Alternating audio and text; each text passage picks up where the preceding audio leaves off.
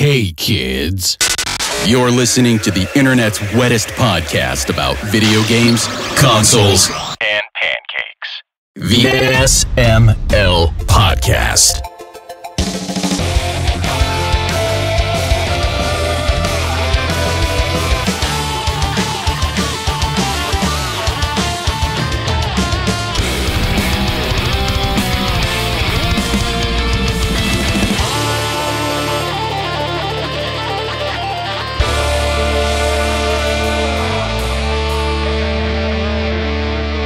What's up, everybody? This is the SML Podcast. I am your host, Joe. Joining as usual, we've got Aki and Jacob. How are you two doing?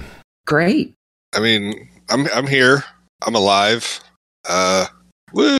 Okay, time's up. We have an important person here. Bree's here. Yay! Yay! Hi. Yay. Someone we actually like. Yay! Woo. Yeah.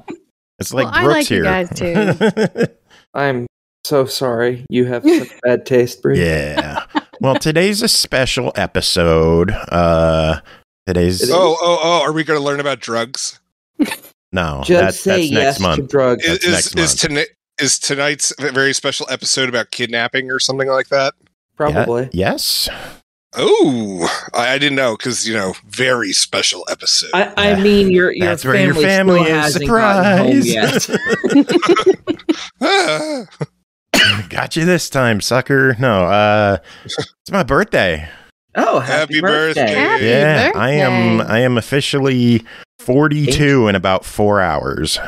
I was about to say because as you're like, hey, it's my birthday, blah blah blah blah. I'm like looking at the clock and I'm like, wait a second, no, it's not. And then For show purposes, it's my goddamn birthday. You shut the fuck up. I know. The magic of podcasts. Yeah, Magic. you shut your whore mouth. So how's everyone doing? Pretty good. I'm still trying to shove food in my mouth in between bits of conversation here. So, Ooh, what'd you get? What kind of food? And I have to talk about it now. well, I was in a hurry because, I was invited to, come hang out with you guys, and I realized I had to run to the pharmacy anyway. So I went and I grabbed Burger King, and I'm eating an original chicken sandwich, which was cooked very fresh. So it's both crispy and juicy, and the lettuce is nice and crisp. And there's a Hershey's pie here for me. Oh, I don't know what that is, but that sounds delicious. you don't know what a Hershey pie is from Burger King? No, I've never even heard of that. Aki's only had a Are Hershey you pie sure on you've the eaten chest. at Burger King before?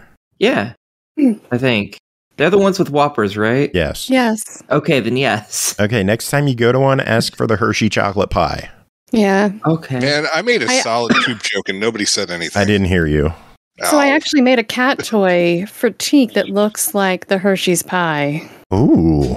Yeah, I have a very cute picture of her, like, this is my pie. Of course, it's filled with catnip, so, Nice. You're going to have to send that picture so we could use it for the episode, right?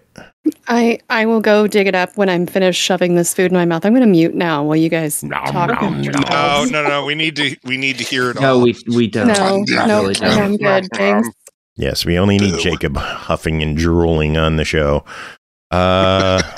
So should we chat about our weeks a little more? Or do you want to get into the topic of discussion for the episode? What would you two like to do?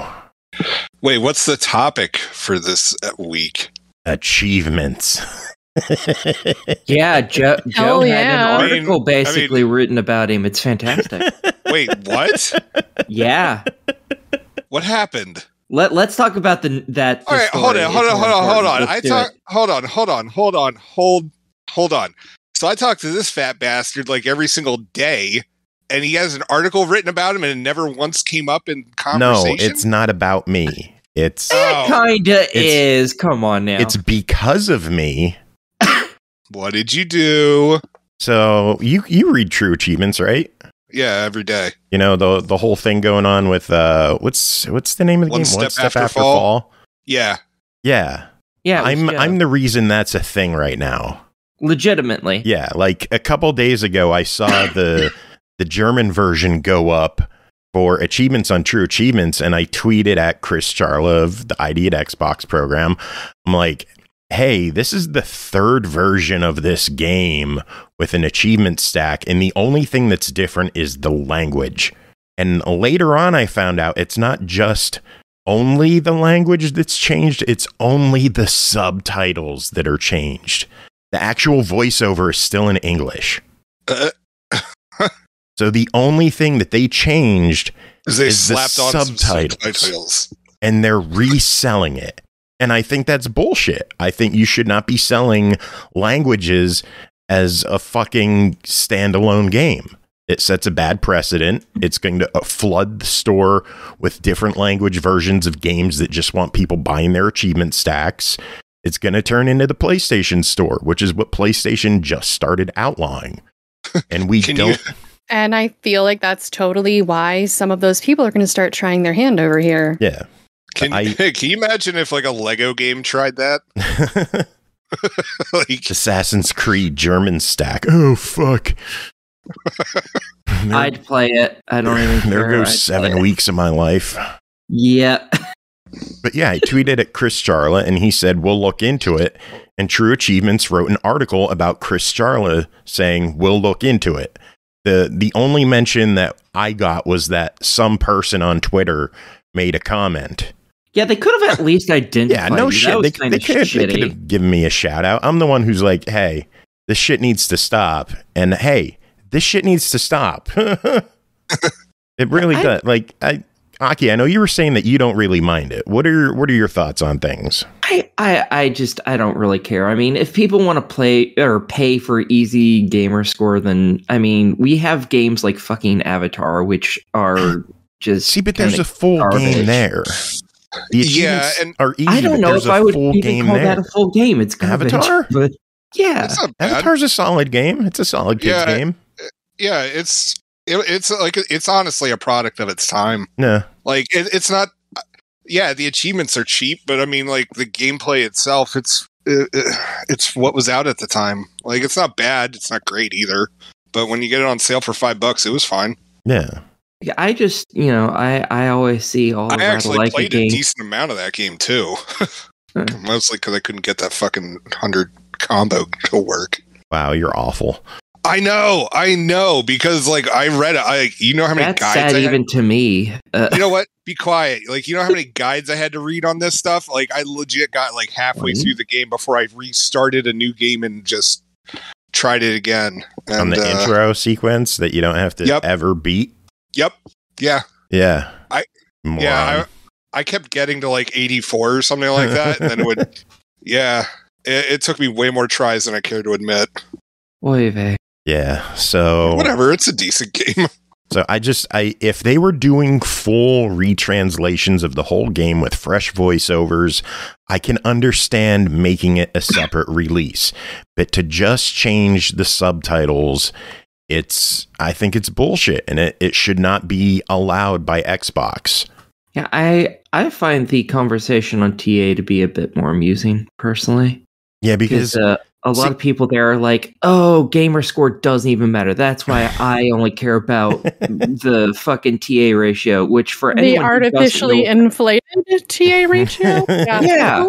I'm just like, I have like 1.5 mil TA ratio right now, and I only have like 800,000 gamer score. Yeah, TA ratio was always stupid. It is only there so you can be like, I'm better than you guys, and that the score changes constantly. It doesn't mean fucking anything.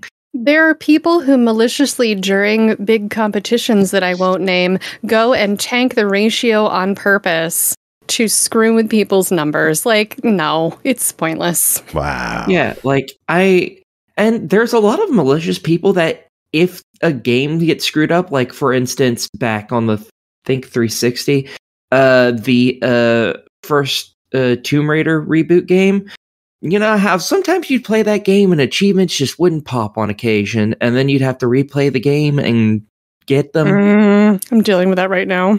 Yeah. People on TA are so fucking malicious about their fucking TA ratios and shit that they'll find shit like that and report you as a cheater because they can. Wait, and it's just what? It's all because they're all overly fucking competitive. If you get an achievement out of order because the game didn't give it to you because fucking achievements don't always pop right, people will report you as report you as cheating for getting achievements out of order. Yeah. Oh. Yeah. That's why I don't have. That's why mine is set to not have any of that stuff counted anymore. Is because specifically because of fucking Tomb Raider.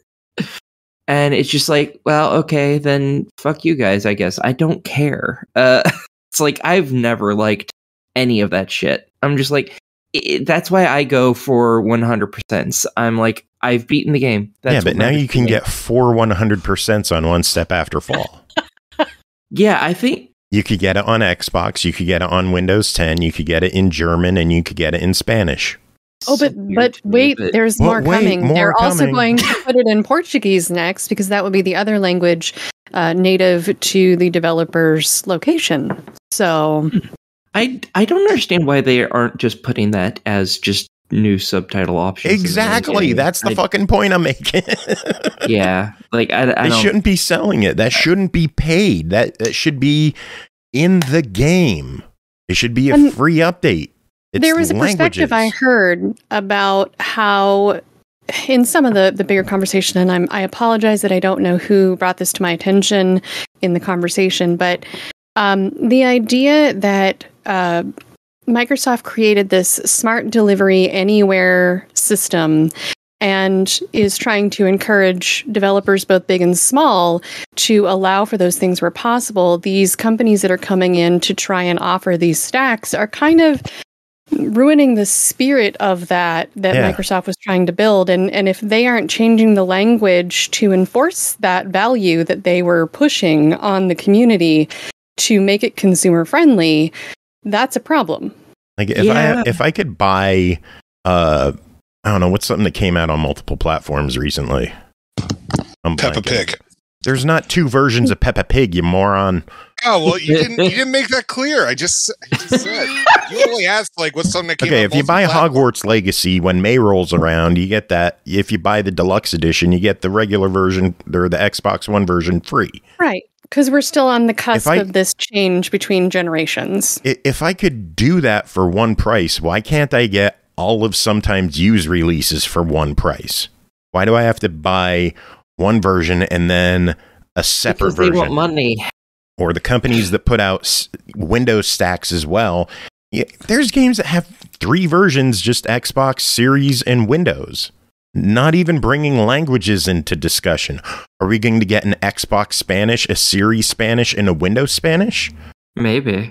That's 6 versions of one game. Yeah. Where's the line drawn? I mean, when at the same time, I mean, stops getting money to make it worthwhile, probably. I mean, at the same time, I mean, Grand Theft Auto 5 has been on 3 different consoles at this point. Been on so many more than that. But they've actually, reprogrammed the thing for different consoles, where most of these games are just released at the same time. Grand Theft Auto was years in between releases. So they just released it faster. That's all I'm hearing. I'm not saying I agree with Grand Theft Auto either. I definitely don't. I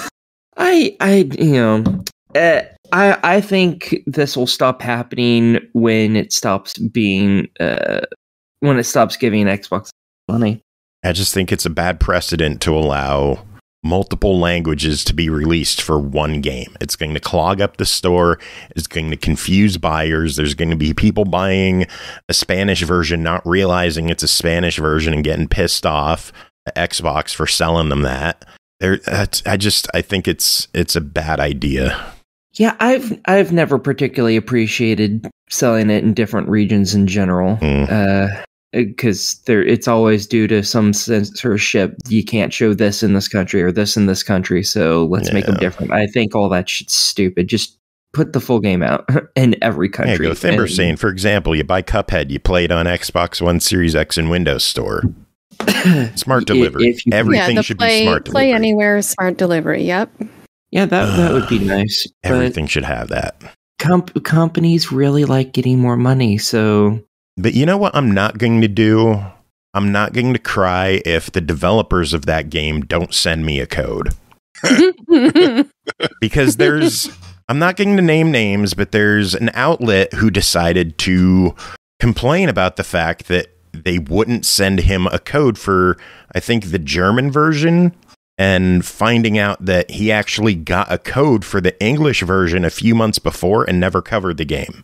And now that it's getting attention, they wanted to cover the German version and get the easy achievements. And because they wouldn't send him a code, he tried to publicly call them out, which is bullshit. I don't agree with what the devs are doing, but to try and like railroad them in public, like, I'm not... Especially after they've given you a code already and you failed to deliver, that's fucked up. You don't get a second code for the game when you've... I think that might have been a third or something code at that point, because I think he might have already had the other version or something, but yeah, I think he was trying to cover like all of them at once, which would have potentially been, negative press in that case, and I don't blame them for going, nah.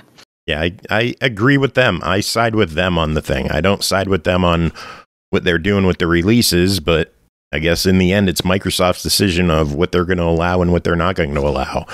I actually bought the Spanish version because I thought they were just doing a Spanish version, and it was fully retranslated and redubbed, and I didn't think it was going to turn into a thing. And now it's turning into a thing. And I do not support it. But any other thoughts on the matter? Anyone else have thoughts? I think people are stupid. I did see something that made it sound like the developers were really big fans of Xbox. And that makes me wonder what their opinions are on the achievement system. Well, if they ever want to come on... We just need to get that clip of Mr. Krabs from SpongeBob where he's just like, I like money. Yeah, base. Well, devs, if you hear this and you want to come on and explain your side and say why it's a good thing to have these language versions instead of just free updates, we'd love to have you on. We'd love to talk to you, get your side of the story. We're not here to throw you under the bus or anything like that. I don't agree with it, but I'm curious to hear why you're doing it. That's all I gotta say. Well, that's a simple answer. Money, money, money. Yeah. Money. Yeah, I'm hoping that there's a little more than that. I promised my grandfather on my deathbed I would release 12 different versions of one game in a year. I would think there'd be another reason for it if it was only releasing in that region. Like if they had the German one, but it was only being sold in Germany and not everywhere, then I would believe they had another reason. But it's releasing everywhere. There's not another reason. It's all about money. They're like, we really want to reach out to our German fans who live in America. Yeah, sure. Oh, well, should we get to news? Nah. Tough shit. Sure. I don't have too much news anyway this week. PlayStation Plus catalog for the rest of March was announced. Tuesday's additions for PS Plus Premium. It's another month of lackluster premium games. I'm sure everyone's surprised. Yep. Can't you tell? Most shocked voice ever. Yeah. Ridge Racer Type 4 from PS1, Ape Academy 2 from PSP, and Siphon Filter Dark Mirror from PSP. And that's it. Just 3 games. Siphon Filter's probably a good game, isn't it? Siphon Filter's fine, but like there's hundreds upon hundreds of games they could be releasing, and they're just drip feeding 3 a month. Yeah. It's ridiculous. But they finally got Legend of Dragoon, which is the only game that matters. Yeah, true. The extra catalog has a great lineup, though. The PS Plus extra editions are Uncharted Legacy of Thieves Collection. Nice. Chia, which we previewed a few weeks ago and we'll be talking about in a couple of weeks on the show. Rainbow Six Extraction, Life is Strange, True Colors, Life is Strange 2, Immortals, Phoenix Rising, Dragon Ball Z Kakarot, Street Fighter V Champion Edition, Untitled Goose Game, Final Fantasy Type 0 HD, Neo The World Ends With You, Rage 2 Haven, and Ghostwire Tokyo, which we got the news, is finally hitting Xbox on April 12th. I can't wait for that game. I'm so excited. I want that game so bad. Yeah. And that is a fantastic lineup. Almost every last one of those games is an amazing fucking game. Yeah, PS Plus is bringing it with their extra lineup. It's just the premium that Needs some work. Maybe work will get made. I doubt it, but Doubt it. Maybe. Oh, well, they got me for another year anyway with Legend of Dragoon, so fuck it. Yep. But yeah, Ghostwire Tokyo hitting Xbox Series X and S and Game Pass on April 12th. Fuck yeah. I'm excited. Yeah, Game and Pass. it's going to have when it comes out, it's going to have a brand new update to it too. Yeah, did you read about the update? Do you know what's going to be in it? I believe it's going to have new bosses and a new area, I believe.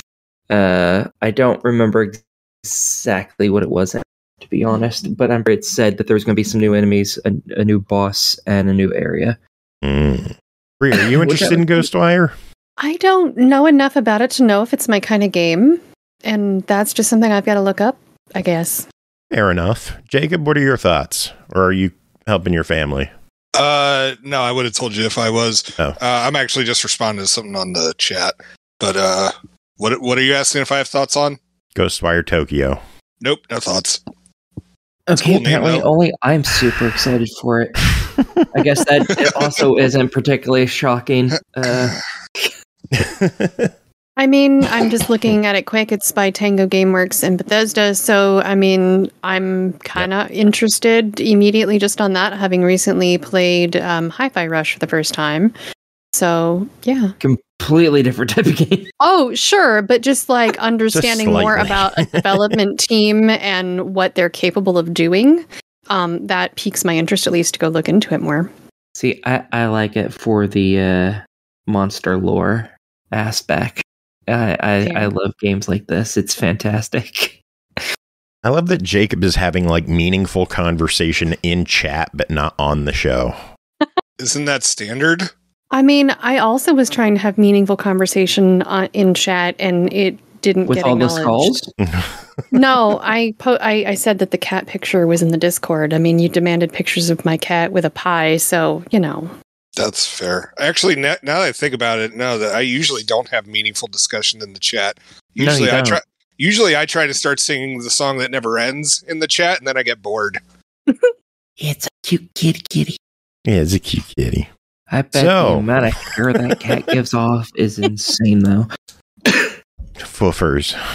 That's what I call Jelly. Foofers. She's so foofy. Yeah. Foofy butt. The incredible looking Sea of Stars is adding Xbox One and Series X and S to its launch platforms for August 29th. A lot of people were bummed that this wasn't announced for Xbox.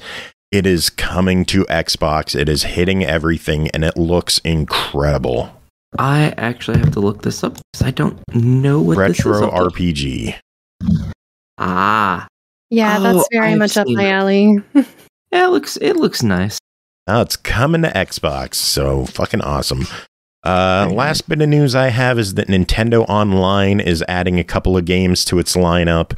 My cats are going crazy behind me. Game Boy is getting Kirby's Dream Land 2 and Burger Time Deluxe.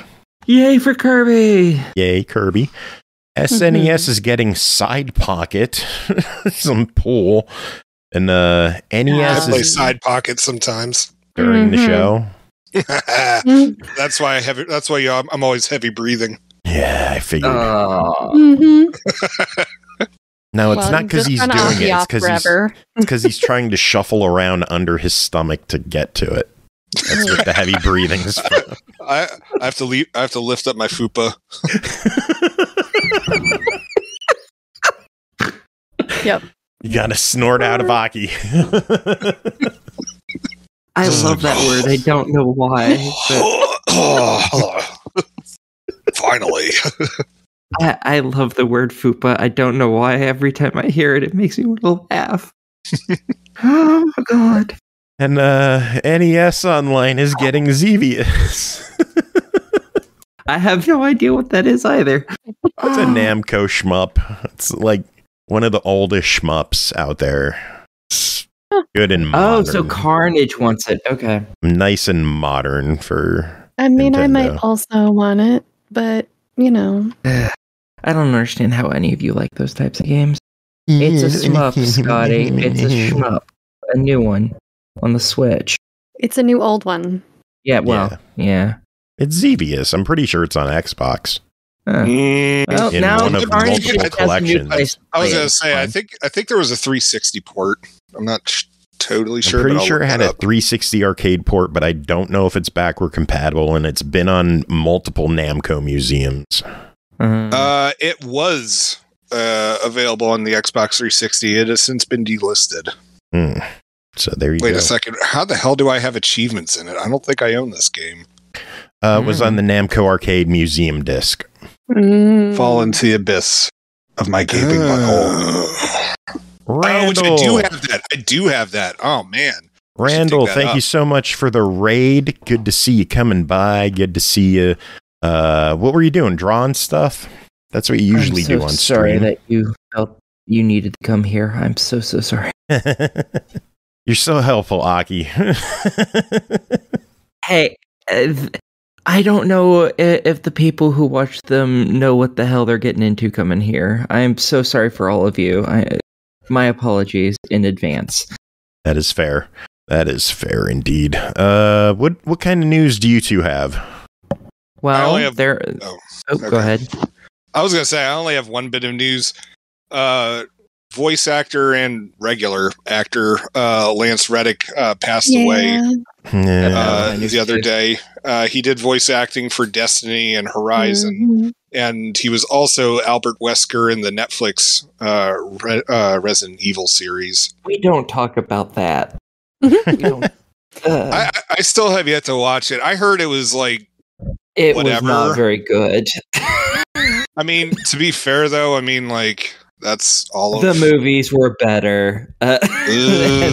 Yeah, that's how bad it was. He played the concierge guy on John Wick. He's done a lot of things. He was in Fringe. I just figured, if people don't know him by his voice acting career, because I didn't, they would know him more likely from. Yeah, if you saw him, you'll be like, "Oh, that guy." Mm-hmm. Yeah. He was also playing Hatch in Quantum Break. Mm-hmm. Yes. Yep. It's a shame. I didn't realize he was as old as he was. He was 60. I did not think he was that old. I was actually going to peg that as young as he was. Well, there's that. I really thought he was like. No, he looked younger. 40, maybe. Yeah, he did. He looked younger than 60. So, still a young death, unfortunately, and he will be missed. Yeah. Aki, what kind of news do you have? That was actually the news I had too. So. Bree, do you have any news that isn't the same thing? Well, I was going to say I didn't hear if you said it earlier. I know it was mentioned the other day that Coffee Talk 2 is coming to Game Pass in middle end of April, so I was pretty excited about that. April 20th, haha. Yeah, I know, 420, right? Super excited. I'm so happy we have a show that night. Awesome. So I'm going to have to find some stoners to come on and get plastered. God, sure if you only can we find know some. some. I know. Like 90% of the cast. I do find it weird we haven't gotten the actual official news of what is leaving Game Pass at the end of this month. That's a little stressful for some people. I'm surprised. Is it? I have a list based on some data scrubbing that I do of what I think will be leaving, but let us hear it. Might as well. Oh, you want to hear? Speculative people. This is all Let me speculative. pull up the Game Pass app quick to see if they have the actual list. I checked it. It's got a blank leaving soon right now because the game's left the other day. But I actually do this speculation based on some data scrubbing that I do. How to try and give often are you people a right? little- I guess we should. Pretty often. Okay, then go ahead. I can, and I'm happy to share where I get my information, so you guys can look for yourself. I know I shared it recently. Hold on, let me pull it up here. I'm not smart enough to do that. So game news. There we go. All right. So I believe Totally Reliable Delivery Service, Power Rangers Battle for the Grid, Dungeon of Nahal. I have no idea. The Chicken Edition. I don't know how to say that whole thing. A Memoir Blue and Kraken Academy, based on it's basically the website. It's like xbdeals.net. It shows when discounts end. And based on that, if it doesn't match a current sale and it says Game Pass, it will say when the deal ends. And that is usually meaning that it's leaving Game Pass. during that time. So if it's within the same window, that's why that pops that way. So well, there's good news for everybody then. Almost all of those games can be completed within a week. Well, yeah, not Power Rangers. That one looks ridiculous. Yeah, but most of the rest of those I've played. So yeah, I know a good chunk of those can just be... A good chunk of those you can complete multiple of them in a single day. No. Yeah. There may be others, or some of those might get last minute renewals. Yeah. And then there's some others that came on last year around this time, like Tunic, that, they don't show that their discount is ending, but anything that came on about a year ago is potentially up for leaving as well. So yeah, I'm surprised that's always a good indicator as well. My gaping butthole. I'm surprised the list hasn't been shown yet. They usually update it on like the 15th, 16th, at least on the app. Horror Acolyte, thank you so much for the raid. Thank you for dropping some more victims off to listen to our bantering and bullshit. Welcome, Raiders. Hope you have a good time here. Enjoy the emotes, the channel emotes. There's like a good one there, I think, like a heart. And then Pern Fan is there. There's a cat. Yay, cats. Yay, cats. What the hell were we talking about? Games leaving Game Pass. Yeah. We should hear on Tuesday what the new Game Pass stuff is, I think. We usually hear on Tuesdays. It's usually like every other Tuesday. Late. Fall into the abyss of my gaping butthole. They've been like a week off since they took their holiday break. And I think with this month having 5 Fridays, it's going to like work itself back out, because then the next update will be on April 4th, which is back at the beginning of the month. Yeah, that's fair. And that is technically where we might have until then for the final date of things leaving, as opposed to the actual like 31st or whatever. But it just still seems a little weird that they're taking, more than a day break in between and not letting us know. I don't know. That just frustrates me. They gotta give us the heads up and let us know what we got to buy before it's gone. Yeah, well, until then, I have a pretty reliable method. As I said, you're welcome to, ask me what I think is leaving. And, I'll give you warnings if I think you might want to work on stuff. So I know for sure MLB The Show will be leaving, because the new one is joining on the 28th. Yeah, true story. Yeah, I'm excited about that one. I love my baseball games every year. They're fun to play for a few months. Jacob, do you ever get into the show, or are you still just Super Mega Baseball? Pretty much still Super Mega Baseball. I have to bounce for a bit. I'll be back. Okay. Family did not get in a wreck, and they were not kidnapped, so that's good news. Well, maybe he's going to get the ransom note. We don't know. I was going to say, we don't actually know yet. We don't know why he's leaving. He could just be pooping. The house could be on fire. While he's pooping. Him pooping, that could very well be the truth. I mean, it's past 8:30, which means this is probably about the time for him to go poop for half an hour. That is fully fucking possible with him. Do you know his schedule now? Do you know his bowel movement schedule? Have you been stalking him that long? Right before the show. Yeah, but that's on Thursdays. Today's Friday, so he could have a different. Probably like that every day. He could have a different schedule for Fridays. You never know. I don't know. It interrupts our show, and he's sometimes late to it. So I have a feeling that it's probably the same every day. Just logicking this out here. I am so sorry to everyone who is part of either of those raids. Yeah, welcome, Raiders. How are you doing tonight? Thank you for bringing in all these viewers to listen to us talk about Jacob's pooping.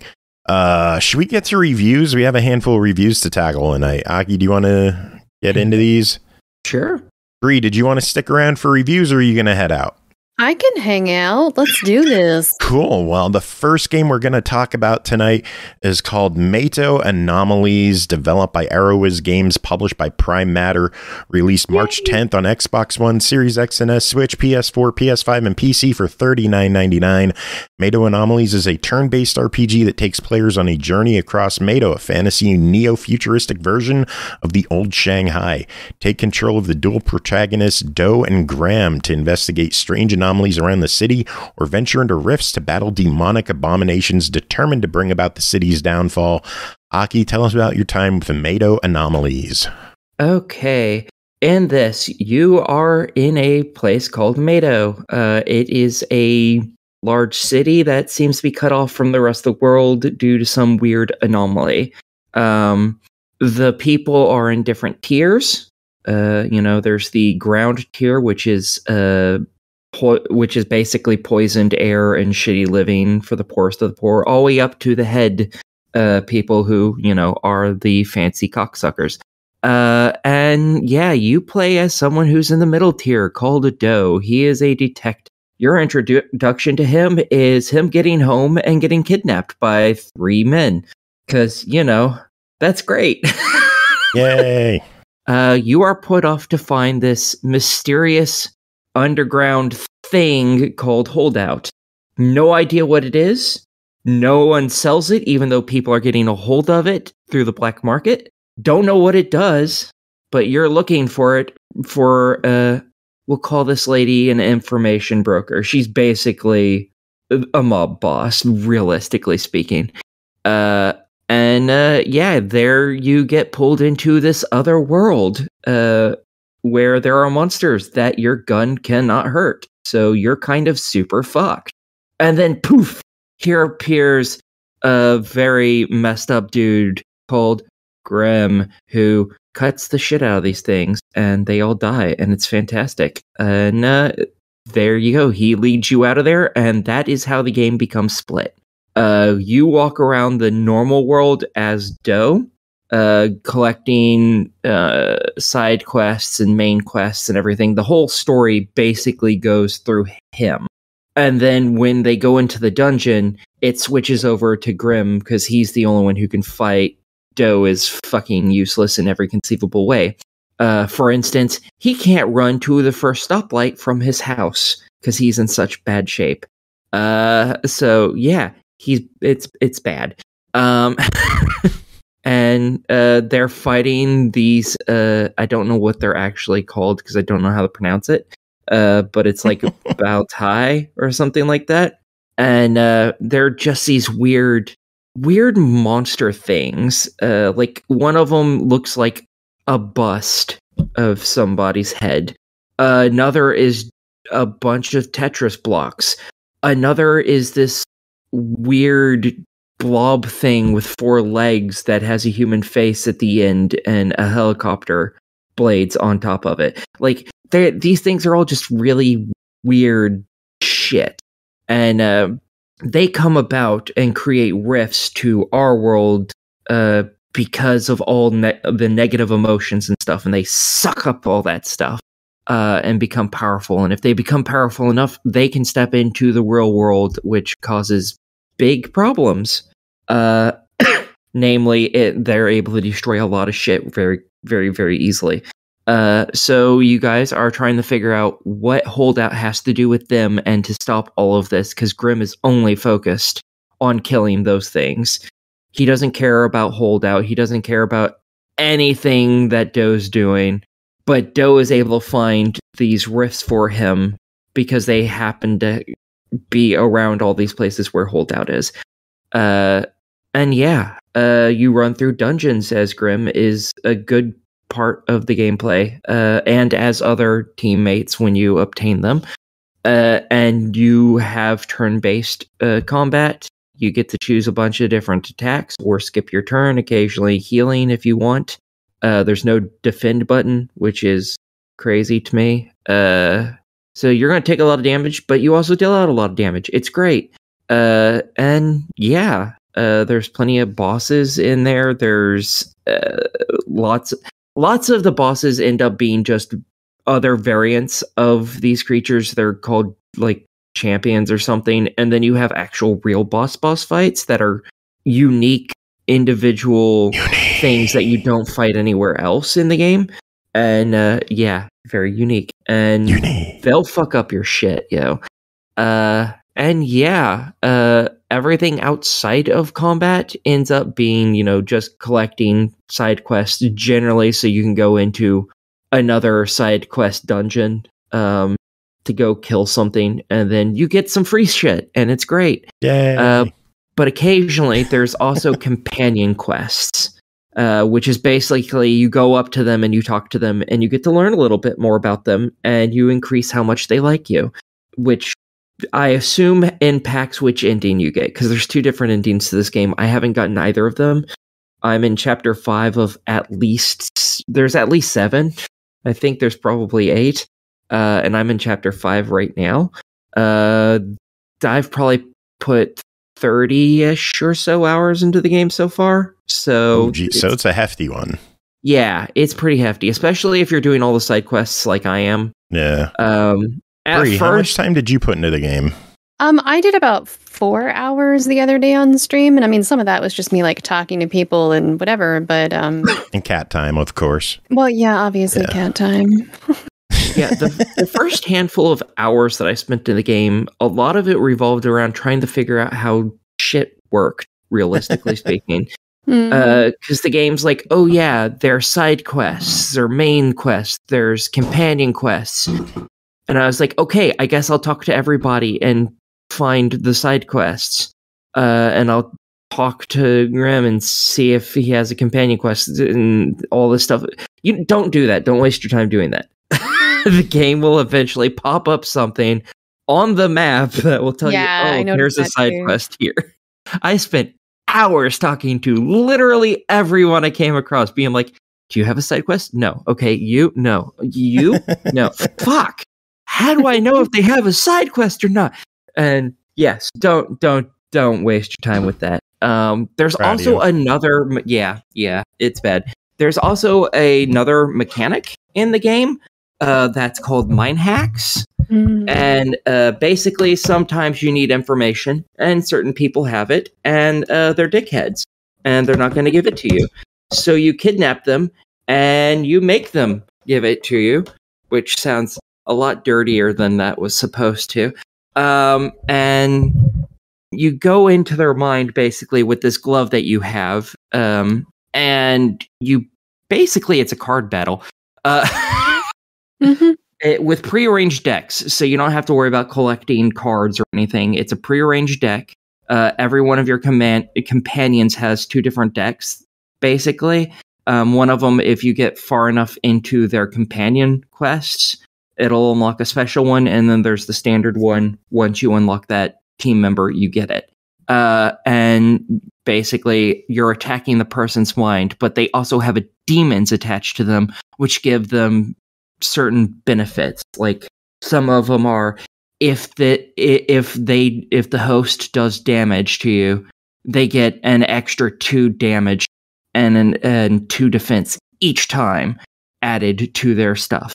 So if they land a hit on you, now every turn they get 2 defense and another 2 attack. And then if they do it again, they now have another 2 damage and 2 defense that they add on top of that. And it just snowballs out of control until you're fucked. At least that's been my experience. If you're not good at these, after you fail enough times, it will allow you to skip it. You do not, get penalized for skipping it or anything.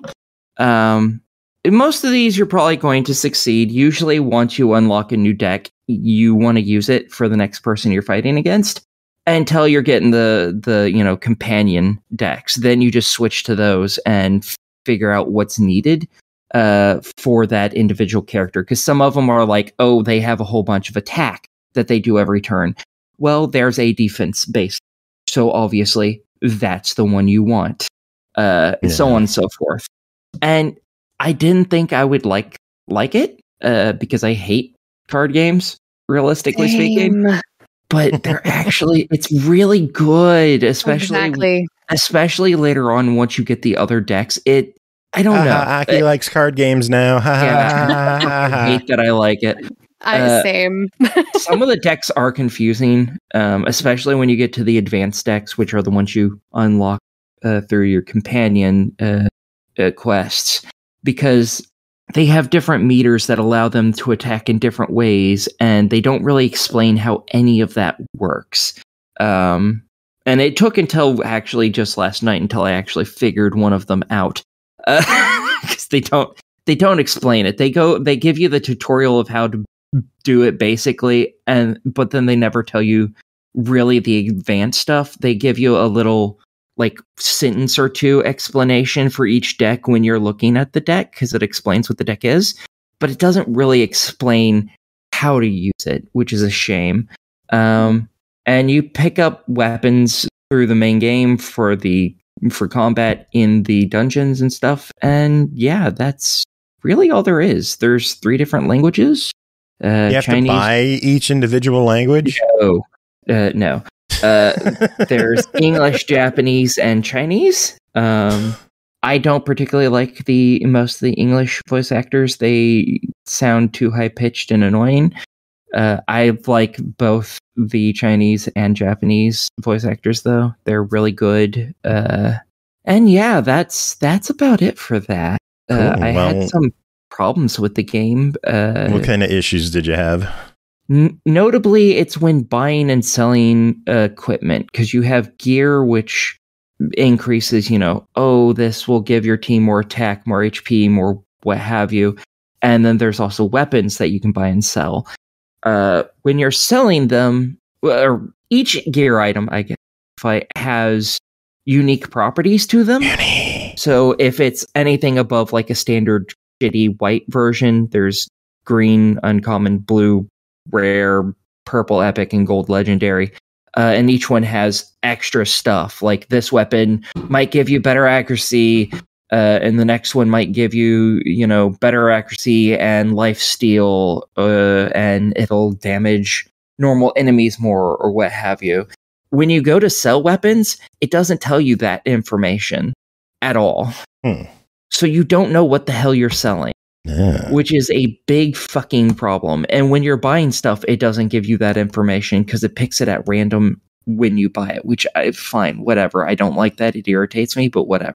But for gear items, that's especially a problem because every time you go into one of the optional little, I'm going into a dungeon in order just to increase my level, which are called random dungeons, you can get like 10, 12 of them in each dungeon.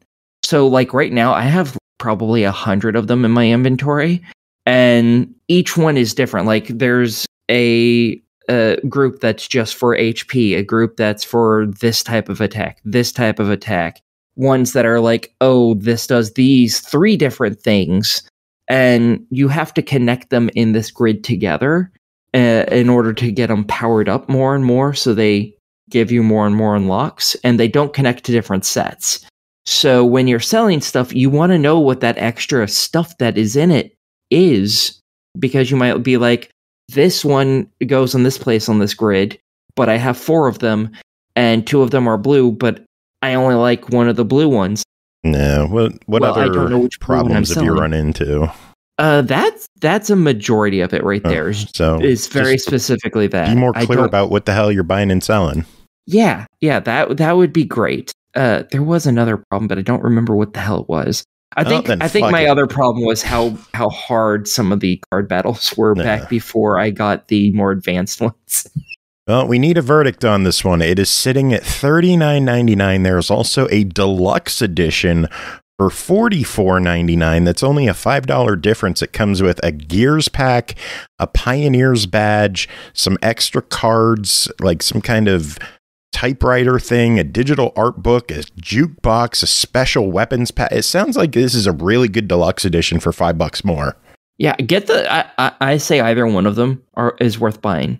I would suggest the deluxe one because that'll probably have you really well off at the very beginning of the game.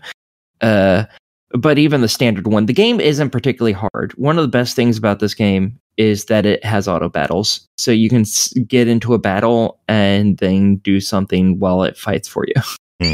I built so many guns. The difficulty as you go along too, if I remember correctly. Yeah, you can change the difficulty. So that's nice. Right in the middle of the game. You can also change thoughts you have on the game? I mean, I think I share a lot of similar thoughts. Like, I mean, I would focus on a lot of the story elements I really liked. I kind of loved the companion quest thing, which I also got a little bit of before I stopped the other night, because it kind of reminded me of like the skits in Tales games.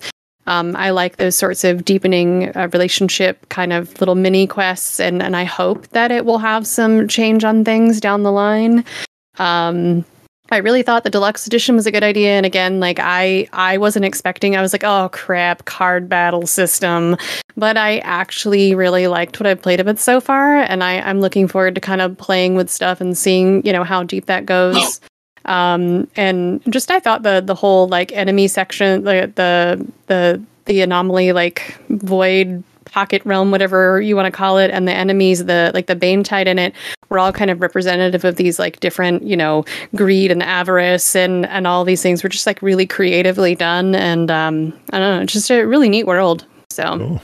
Yeah, it's like you enjoyed it as well. Absolutely. Cool. All right, Jacob, you back yet?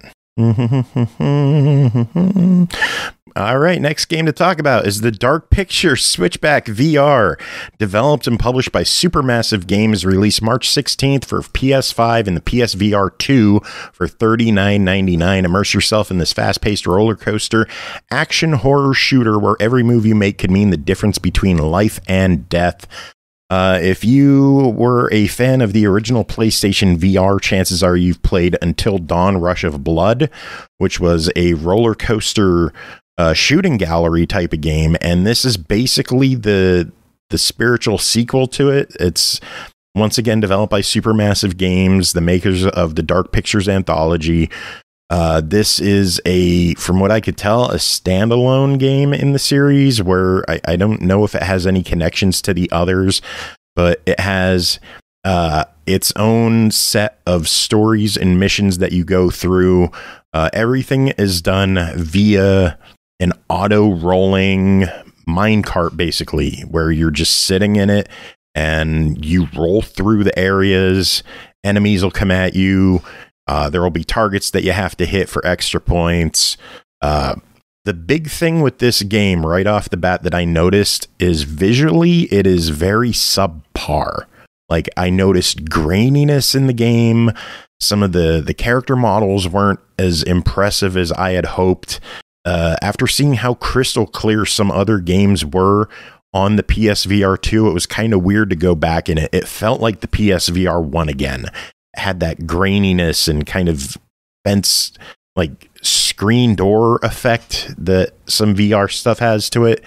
It was just kind of, I don't know, it didn't set my world on fire visually. Gameplay wise, it was fun. You got a gun in each hand, enemies come at you, and you got to shoot them.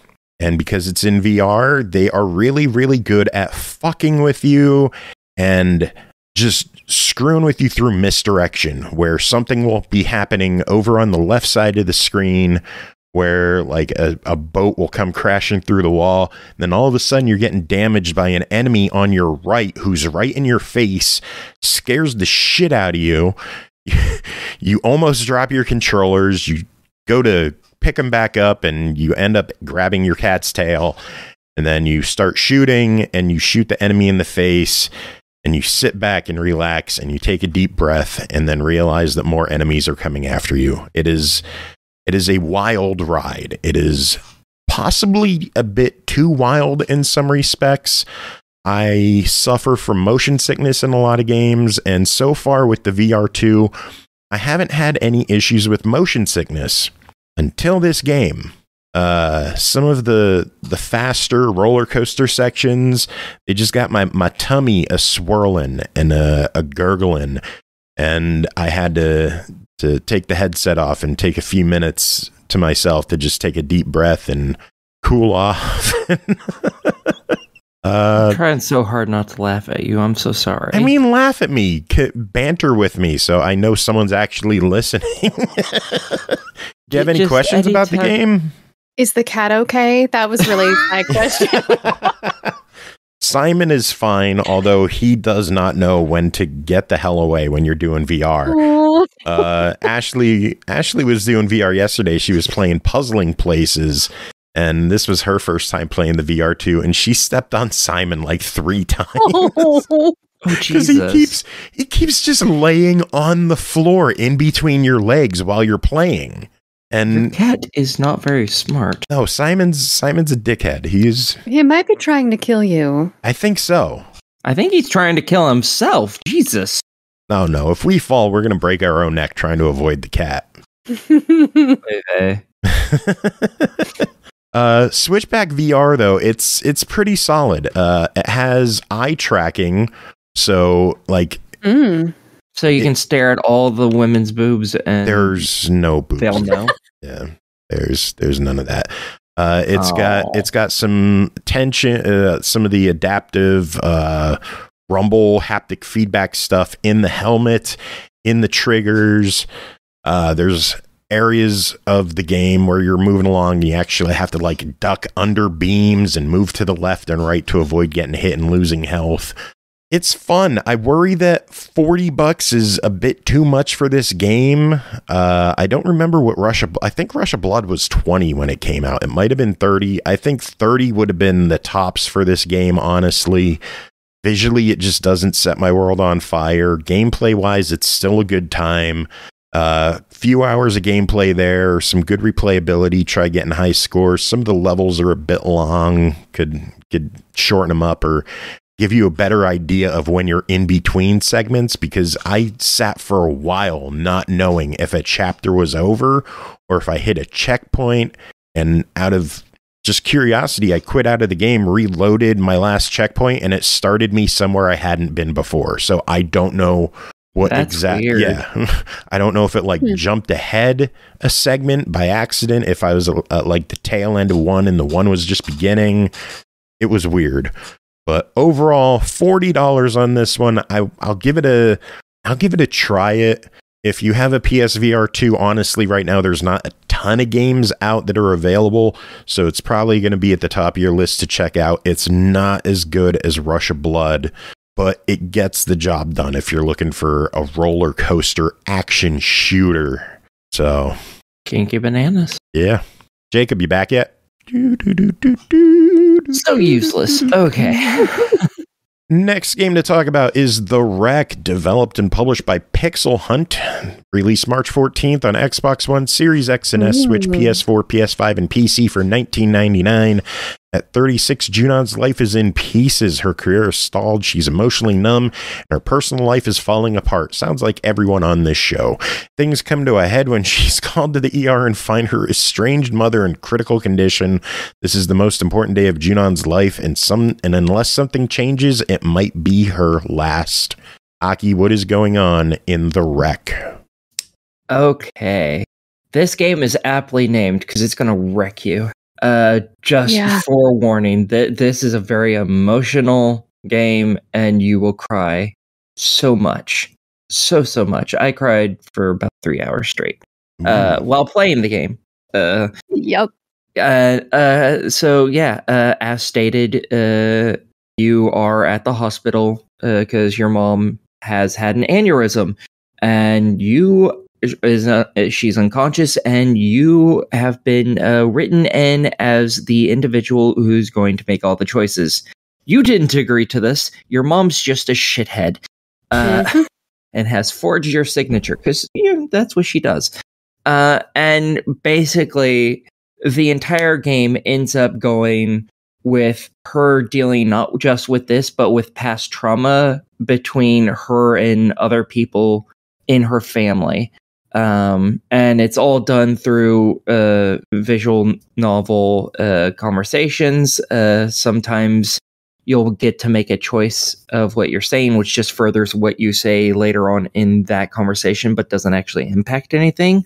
Sometimes when you're talking, bits of because all of it is also in word bubbles.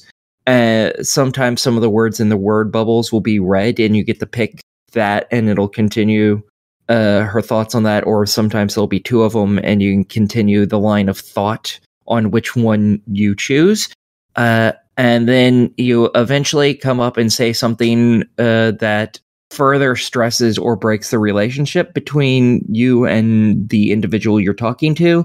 And then she basically goes and runs away into her car, which gets her in a car accident. And then she gets to enter one of her past memories And in that, basically, there's a little bit of an unskippable little thing where she talks as you see the level you'll be looking at. And once you get control, you go forward and backwards through that little scene, basically, and find areas where there's words that partially appear and click on them. And then she talks about her thoughts and things she knows in that area. And when you find them all, you figure out the right thing to say for that segment of the conversation, and it rewinds back from the car wreck back to, and suddenly she's there talking with them, and it's before she said whatever she said to break or damage the relationship, and she gets to say something new to further the conversation in a more, I wouldn't call it necessarily a positive light, but in a resolution light instead. Because this game, not all of these relationships are fixed. Because real life, not everything gets fixed. Instead, this is about resolution. Because you can't always fix things, but you can always resolve issues. And that's a big part of this game, is dealing with the past, and it's all related to a very specific subject that I'm not going to talk about, because that is a very important part of the narrative that ties everything together. And it's very, very sad, and it's kind of making me want to cry right now. So yeah, it's really good. It's 4-5 hours long, 6 hours long, something like that, maybe. I beat it in one sitting, and you'll probably want to as well, because if you stop it, I don't know if you're going to want to start it again after you've cried so much. Oh, geez. Yeah, that's why I did it in one sitting. I did not finish it in one sitting. Yeah. You went back to it? Well, I need to this weekend, and that is definitely something I'm like mentally preparing myself for, because while I don't know exactly where it's going to go, I have my suspicions, and there's a lot of stuff in there that's very hard to witness, and a lot of it honestly hit me on very personal ways, and I don't like to show a lot of emotion publicly, and of course I was like live streaming this, and I was getting teared up in some parts, like, yeah, no, that was rough. And it's don't play the rest of this on stream, because you will fall.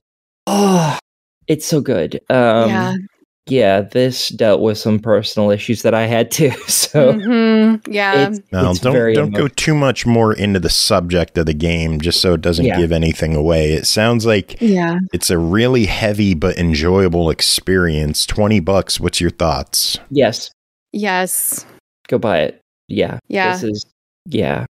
If I could add a couple words, just again, not to give too much away, but I curate a list of games that deal with mental health and disability, with intention to do some more writing on that to publish elsewhere. But there were some things that it did really well, and the function of a game like that in our play space can be multiple levels. Like, we can use it to not feel so alone, because we recognize that someone else has created this because they've probably experienced something like that. We feel less alone.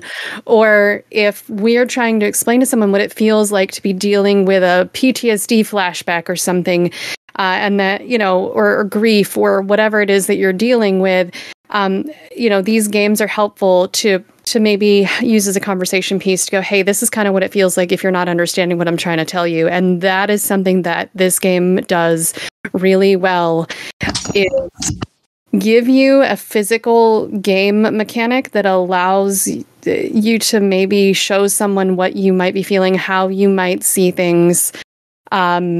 It's also a good release for catharsis. Well, right. And that's kind of the first half of that, where, like, oh, hey, someone else in the world is going through this, or has been through something similar. And so it was really good on both of those levels. And like the subtitles and how it kind of played around the screen and showed up in different ways was, a creative use of that in a different way than the typical visual novel that I felt was like really meaningful in terms of like emotional impact of a word using color or the shaking or how things kind of show up in those different sequences and how you'll, play through those memories over and over again. Just was a really good illustration of a lot of those things. So it's a very good game. I will never play this game again because I'm not going to put myself through that again. But as everyone here knows, Legend of Dragoon is like my favorite game ever. I like this game more. Hey, Dark Miki, you just won a giveaway. Oh, awesome. Quick, claim it. Before I claim it. Just so Carnage knows you're here. I'm totally not here. You'd never know. Oh, man. Well, that's it for this episode. Thanks, everyone, for coming and hanging out with us. Nothing, Jacob? Really? We're not Sorry, what's up? Jesus Christ. Did you have your poo break, I'm assuming? No, the kids had to get bathed and then go to bed. Oh. I just pretended the show was ending, thinking you would say something like, oh, wait, I'm here. No, actually, it worked. Actually, Bree had made something about like I'd like to say a few words too, and I was going to throw out like some random words that were absolutely related to nothing, and then she was like, "And it's related to mental health." Blah, blah, blah. And I'm like, "Oh, I better shut the fuck up." Yeah, yeah. Had you start, I would have yelled at you. Legitimately, I would have been angry. Yeah, well, don't worry. Jacob is smart enough to at least read the room. Thank God. Anyway. If you are interested in the rec, I may have slid Carnage a code to do a giveaway for that right now, hopefully. Right now. Listening. So next giveaway will be for the rec. If you would like to win it. Wait. See, he just reset it. So type ! Enter if you were in our live chat. If you're listening to this on MP3, man, did you fuck up and miss out? You should join us on our live shows. Join us on Twitch, twitch.tv/the SML podcast. Join us, hang out with us. But we do still have more games to go through tonight. We're not done yet. The next game to talk about is Clash Artifacts of Chaos, developed by Ace Team, published by Nacon, released March 9th on Xbox One, Series X and S, PS4, PS5, and PC for $39.99. Hunted by the mercenaries of an enemy with untold power, the fighter Pseudo and the creature under his protection begin a perilous quest to the edges of strange lands. Jacob, tell us about your time with Clash Artifacts of Chaos. So this is a really weird game. It's like a mix between like a 3D brawler, exploration. There's some RPG elements to it, and also like a weird first-person fighting section. But you are this guy who's you are this guy who is like crossing this like wasteland kind of thing. I'm not sure where exactly it's set, like what happened with it beforehand. But you start off as this like weird skeletonish guy as like the tutorial starts. And I was just like, okay, it looks like somebody stuck like a baby doll like on top of like a skeleton. That's kind of weird.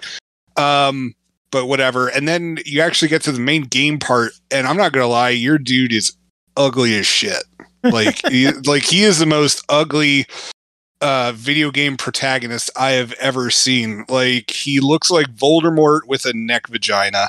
Like, there's just no other. Like, there's really just no other way to explain it. Like, Aki, did you look him up? Yeah, I was offered this game, and the first-person stuff made me give it to you because I was going to be sick if I tried to play it. Yeah, like it's an apt description of what the guy looks like, right? Yeah. All the characters in this game are they're monsters. It looks like. And speaking of all the yas, we just got a fucking because Root Beer just subbed for the 39th month. Thank you so much, Root Beer. Always love having you here. Not sure why you continue to waste your money on us, but we love you and thank you for it. 39 months. That is crazy. I mean, how else is Root Beard going to tell me that I suck at video games? Very true.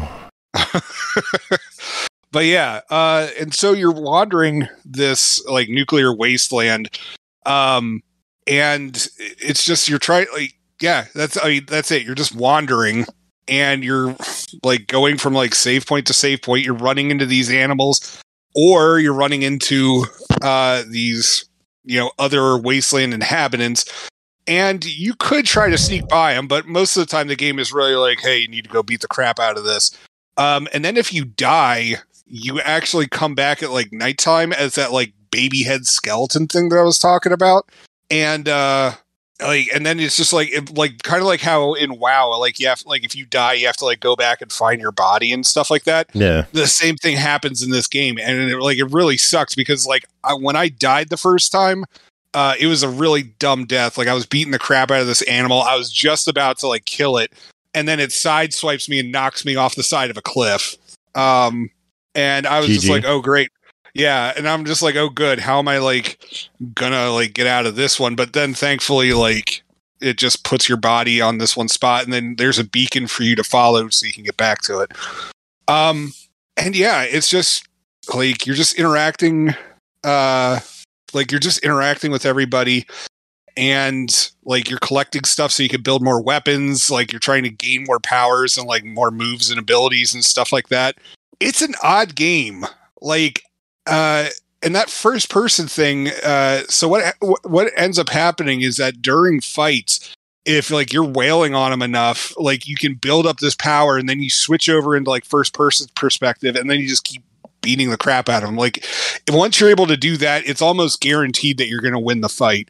But then they also introduce this like kind of like a battle system where you have to roll die, and you have these totems which decide like what it's going to do, like what each of your like little totem things are going to like do to the other person or both of you. Like it could affect both parties. And then it's just like it affects the score of the die, and then whoever has the highest total, like your totem is the one that wins. I'm not gonna lie, like I thought it was an interesting mechanic, but I really wasn't a fan of it. And honestly, like the game is just like it's weird. Like yeah, it's just a really odd game. I don't know who exactly the target market for this game is going to be, or just like what was going on in the dev's head with this one. And it's just, yeah, like it's not bad. Like it's weird. And I just don't know how I feel about it. But at the same time, crud, what was that arcade game? The Laundromat arcade game that we played that I had to play a while back. I forget what the heck Paradise. It's called. Thank you. Arcade Paradise. I've got to like, because initially I was like, I don't know. I think I only want to give this thing a try it. But I've got a feeling that if you stick with this game for a while, like you're going to be like, holy crap, this is like one of the best experiences I've ever had. Like this game's amazing, blah, blah, blah, blah, blah, and so on. And it's just like, I don't want to sleep on this game like I did with Arcade Paradise at first, where Carnage and a couple others were like, oh no, like once you get past this point, you're golden and it's like the best thing ever. Because I kind of have that feeling with this game too. Like there's a rich experience to be found here. It's just you've got to put in the time and effort to dig for it. Oh, well, it's $40. What's your official verdict? I'm going to say buy it. Like, as I said, like I've got a feeling that this is a game to not sleep on, and it's weird, but I think it's a game that, those who play it are going to really appreciate it, and it's not one that you're going to want to miss out on. It's got some cool stuff going for it, so I think you should check it out. Cool. Sounds good. Good. BigChick. Next game to talk about is BigChick, developed by Maxim, Nuriev, Volodymyr, Wolod, Yakubovych. Oh God, Aleksandr, Foxli, Rasshibalov, and published by PixelPoint. I knew that one. Yep. Release March. That's the hardest one. Release March. I actually knew the first name. Did you? Yeah, he also made Storytale, Maxim Nuriev. Yeah, that's right. Yeah. The other names, though, man, I am bad at names. Released March 15th on Xbox One, Series X and S for $4.99. The islands are sinking. Chicken folk can't swim, and fox bandits won't miss an opportunity to gobble up a bird or two, even on the verge of apocalypse. What a disaster. Fortunately, BigChick is here to save the day. Use poultry magic to summon new patches of land from the ocean depths, and micromanagement skills to lead your people to the safety of the sacred big barn. Aki, tell us about your time with BigChick. Okay. this is a good, short, but sometimes difficult game. At least if you're a perfectionist like me. In this, you play as a big chicken. Well, you're a chicken, but you're supposed to be a guy, which would make you a rooster, but you're not a fucking rooster. Problem with children's games. And anyway. Yes, I know, I'm pedantic, I know, fuck you. Basically, there's a bunch of either chickens or eggs on each map, and the eggs will eventually hatch, and they all want to go to this barn. Sometimes it's ducks, sometimes it's chickens. Chickens go on land, ducks go on water. Quack, quack, motherfuckers, or whatever. And yeah, they automatically take the quickest path there, but once that path is set, it doesn't change. So some of the levels, they have foxes walking around, and if the foxes touch any of the chicks die because the foxes eat the shit out of them. There's also pterodactyls for some fucking reason. I mean, why wouldn't there be pterodactyls, really? Yeah, fuck it, why not? And if they touch them, the chickens die. Those are the ones you really have to worry about. They're assholes, because they're big and they'll wipe out an entire line of chickens if you're not careful. You can walk into the foxes and knock them out, and if you're near the chickens when the pterodactyl is around, they're suddenly invincible.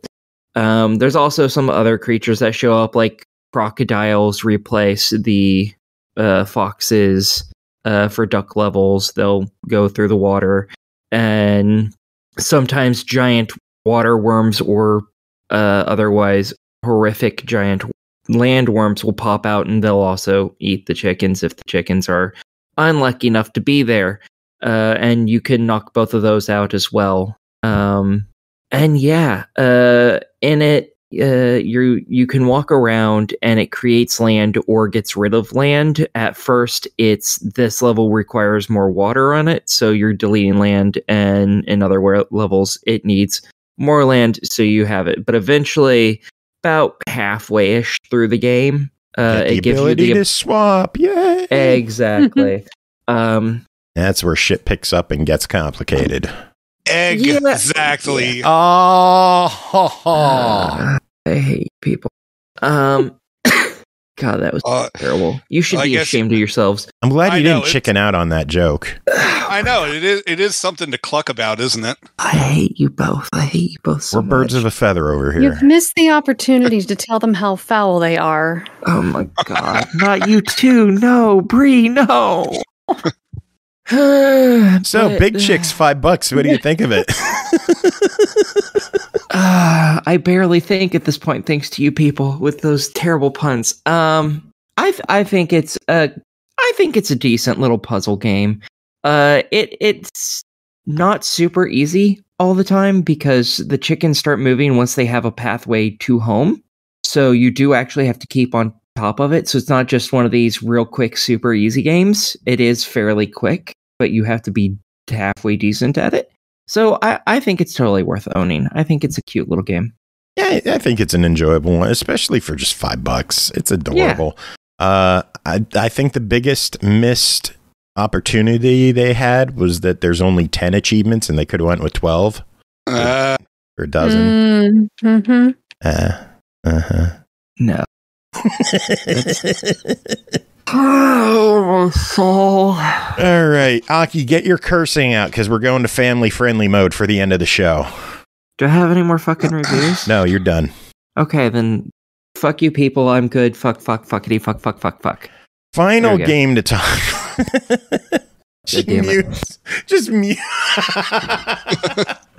Hey, she can't curse if she can't talk. Final game to talk about tonight. DC's Justice League Cosmic Chaos, developed by PHL Collective, published by Outright Games, released March 10th on Xbox One, Series X and S, Switch, PS4, PS5, and PC for $49.99. Suit up as Batman, Wonder Woman, and Superman and take on some of the most powerful supervillains in the DC universe with DC's Justice League Cosmic Chaos. Jacob, tell us about your time with DC's Justice League Cosmic Chaos. All right, so this is a game that's mostly aimed at older kids, like 9 and up. However, adults can enjoy this too. It is it's a kind of like an action brawler, except with like little cute guys instead of like Mortal Kombat-ish kind of characters. And you control either Batman, Superman, or Wonder Woman. And you can swap them out at any point in time during the game, which is pretty handy. Like when one person's running out of health, or like another person has a power up that's needed for a certain area. Like I don't know, makes them withstand cold better or something like that. But anyways, Mr. Mitsapitalik from the Fifth Dimension suddenly pops up in I forgot what the name of this town is. Anyway. Yeah, Happy Harbor. Thank you. So anyway, I'm just glad you said his name and I didn't have to. Oh, that the funny thing is that I've actually been pronouncing it as Mitsaplik for years. Like, so I didn't know that was the actual real way to say it. Finally figured it out. Well, I mean, multiple ways to say it. I watched some history on that. It's actually changed the spelling over time by accident and stuck with the transposing of letters. And then multiple people across different iterations of cartoons have changed pronunciation. So okay, yeah. All right. So I actually possibly wasn't too far off all these years. Mm-hmm. Bree's just like, sure, yeah. Yeah, but how long has he been voiced by Master Shake? I know, and that's pretty awesome. I'm going to get to that in a bit. So yeah, well, also Mitzel whatever. Mixie. Yeah, as the game eventually just starts referring to him as. I mean, he's had a pretty interesting actor and voice actor career. Howie Mandel, if I remember correctly, played him on The Adventures of Lois and Clark, way back in the day. And then, he died recently. The guy who played Iago in Aladdin. Mm. He played him on Superman: The Adventures. Gilbert Gottfried. Yeah, thank you. On the Adventures of Superman cartoon show. So now we have Master Shake playing him. So he comes into Happy Harbor and gets Starro to start reproducing a bunch of the little starfish guys and taking over a lot of the citizens, but also just taking over the entire town. And the citizens are then now turning on the Justice League because Mixie's telling them, this is all the Justice League's fault. And they're like, yeah, you know what? You're right. What has Batman done for us lately? And he's like, I just beat up all these things. Yeah, but you also caused $100 million worth of damage. So true. So anyway, so it's an open world brawler that you can just pretty much move freely throughout. Now, don't get me wrong, it's not too freely. I mean, you can go there and you're going to get the snot kicked out of you, but you could go there if you wanted to. And so what you have to do is that you just have to keep doing missions, side quests, and just beating up random aliens and bad guys as they come across. To level up your character, and then you go back to the Justice League's headquarters, which is in a mountain over in Happy Harbor, and then and then you just update stuff. But you can also get collectibles, which I thought were a lot of fun because there are side heroes who can help you out, like Cyborg and Green Lantern and Aquaman. But then there are these little items that you can pick up, and you can get Zatanna's playing cards. Or I was really hoping to see John Constantine's necktie, but if it's there, I haven't unlocked it yet or something like that. But yeah, and so they get in a lot of the details for that's going to keep all the fanboys happy. And there's also a lot of different uniforms or outfits, costumes, as you want to call them, that you can unlock by collecting comic book pages throughout. Now, these costumes I don't think they actually affect how gameplay is done, but I definitely tossed on the Rainbow Batman absolutely. Outfit. Yeah. The best suit, yeah. Yeah. The Batman of many colors. I was really surprised that they had the Wonder Woman from that redesign where she had pants. from like 10 years ago that throughout like the internet was just up in arms. Like, why can't we look at our gams anymore? I don't know. I liked the pants. I thought it was a nice redo. And I don't remember what Superman outfit I have him in, but anyway, yeah, there's a lot to do in this game. And, honestly, like my only complaint with it is that like it is not easy to navigate that map, and like fast travel, like it kind of exists, but it's like you have to get to the fast travel locations. It's not like you could just fast travel anywhere on the map and just be like, oh, I want to go here, and then go off. I mean, like, lots of open world games are like that, where they have fast travel points. That's true, but like the world is also a little bit harder to navigate because you don't know the area. Like it's not like it's just like a map of like here's where everything is. It's like you have to figure out where you're actually able to go, because there will, like, you could be level 4, and if you wander literally across the road, you're gonna have like a bunch of level 28 starfish like knocking the crap out of you. It's like MMO style zones. Yeah. So that, you know, that could be frustrating for younger players, or older players like me. But you can switch up the difficulty, on the fly, and as far as I'm aware, it doesn't affect achievements. So for all the achievement hunters out there, you know, you can have that. But honestly, I'm having a lot of fun. The voice acting is great. I mean, come on. You've got Mixie the writing's hilarious too. You've got Mixie being voiced by Master Shake, but I really love the dynamic between Batman and Superman, because my wife was telling me, like, as she was watching me play, they very much have the dynamic of the two of them between like the 1940s radio dramas that they used to do, and where Batman was like the world's smartest detective, and like, of course he's going to figure it out, and Superman is just like, he is dumb as a pile of bricks. Like, and like in this game, everyone's just like, you're really just getting by on life just by being really strong, don't you? And he's like, yep, that's it.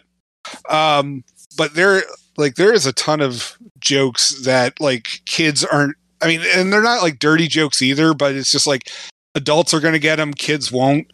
And it's just really well done. Like, there was a ton of care put into this game. Dare I say, this is one of, if not the best game from Outright to date.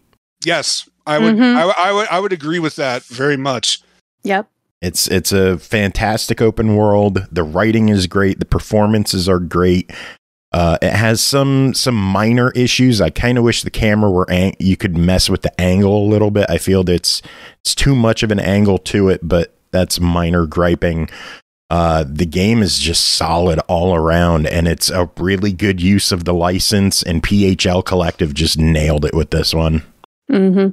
Yeah, this was really well done, and I'm hoping that they make more of that Warner Brothers is happy with this, and, you know, we'll get to see more of these type of games in the future, because this was really solid. Yeah, I really enjoyed this one. The only other issue that some people have is the price. What do you think of it for $50? Is this a $50 game? I was kind of hoping it'd be like $40, but licensing is expensive. Well, that's the thing. I mean, I feel like it's probably $50 because you're paying for the DC license with it. But also, I mean, there's a lot of voice acting in this, and they got some heavy hitters on it, and so that's probably where the cost when you compare like the voice acting to this and the quality of the game versus Paw Patrol and the quality of the voice acting in that game. Yeah, I mean, come on, Superman is Nolan North. Yeah, it's just, you know, for $50, I think this is worth it. Like, you know, normally we'd balk at it and be like, oh, why isn't it $40 like the rest of them? This one gets a pass, like, because of all the awesome stuff in it. It's just really good.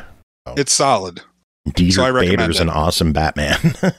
I think it has value too, not just as a game targeted at younger audiences, kind of, you know, like was said earlier, that, it's not just like the jokes can be more adult, but the references to old comic and cartoons from way early on, and those different types of relationships, like you're saying, like the radio dramas. But there were some little quips that are things from stuff I remember reading in comics when I was a kid, or even just like Adam West Batman kind of era stuff that you're seeing in there, like really is an appeal as an adult.